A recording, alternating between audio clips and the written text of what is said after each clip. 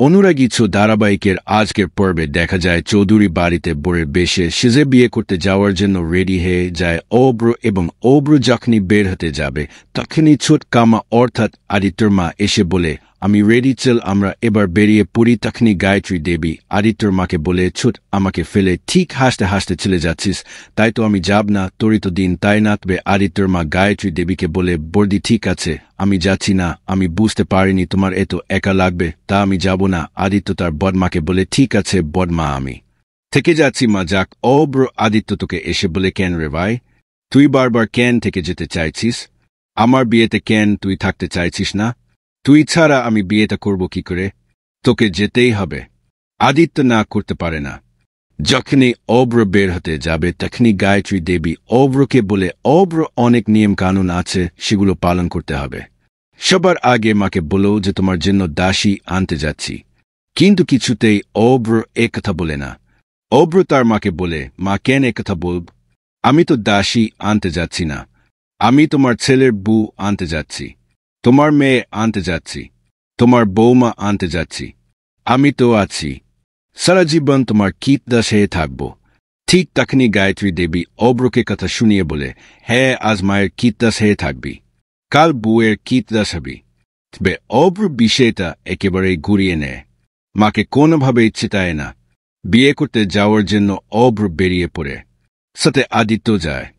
সবাই মিলে হেই হুল্লোড় করতে করতে বেরিয়ে যায়। অন্যদিকে দেখা যায় যে সুন্দরের সাথে ভিডিও কলে কথা বলতে বলতে ওই ডেরার দিকেই যেতে থাকে সুদীপা। তবে সুদীপা রাস্তা দিয়ে যেতে যেতে সুদীপার একটা ছেলের সাথে দেখা হয় এবং সে সুদীপাকে বলে, সুদীপা এদিকে কোথায় যাচ্ছে? কিন্তু সুদীপা কোন উত্তর দেয় না। সুদীপা চালাকি করে নিজের চুড়িগুলো এবং কানের দূর রাস্তা দিয়ে ফেলতে ফেলতে চায়, যাতে কেউ তার খোঁজ করলে তাকে সহজেই খুঁজে পেতে পারে এবং ওই ছেলেটি বাড়ি চলে যায়। সুদীপার পিসি যখন সুদীপাকে খুঁজতে থাকে তখন সুদীপার পিসিকে গিয়ে ছেলেটি বলে যে রাস্তা দিয়ে সুদীপা উদ্গৃহে কোথায় যেন যাচ্ছে। সুদীপার পিসি সুদীপাকে ফোন করে, কিন্তু ফোনটা সুদীপা কেটে দেয়। সুদীপার পিসি আরও আপসেট হয়ে যায় এবং ভাবতে থাকে কোথায় গেল ওরা, বাবা মেয়ে দুজনেই কি বিপদে পড়ল? এখন আমি কি করব? কিভাবে ওদেরকে খুঁজব? কোথায় পাবো ওদেরকে? অন্যদিকে দেখা যায় যে বর্ষেজেই পরমাদের বাড়িতে হাজির হয়ে যায় অব্র। অব্রকে বরণ করে নেয় পরমার মা। পরমাকে দেখার জন্য উদ্গ্রীব হয়ে থাকে অব্র। ভেতরে ঢুকে যায় অব্র।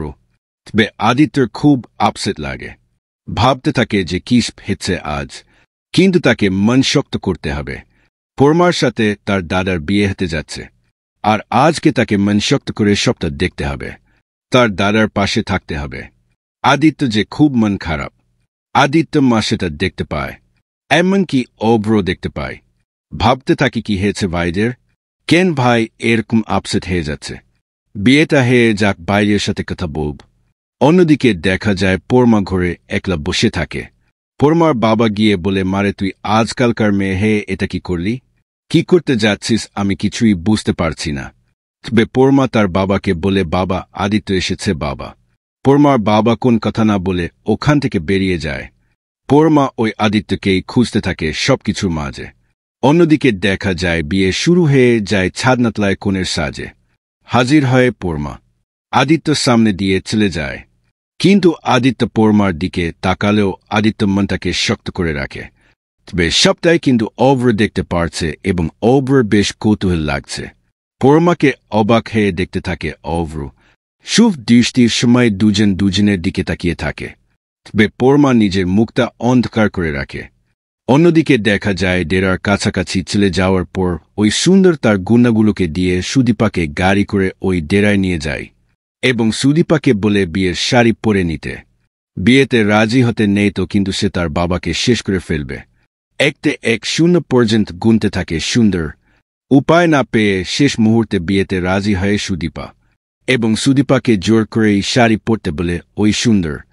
সুদীপা রাগ করে শাড়িটা ছুঁড়ে ফেলে দিলেও শেষমেশ সুদীপা যখন শাড়িটা তুলতে যায় তখনই একটা বিক গুলির আওয়াজ হয়, যে আওয়াজ শুনে চমকে যায় সুদীপা। তো বন্ধুরা, তোমরা এটাই চাও তো সুদীপা এবং সুদীপার বাবা যেন শেষ মুহূর্তে বেঁচে যায় ওই সুন্দরের কুবল থেকে? কমেন্ট করে জানাতে ভুলো না।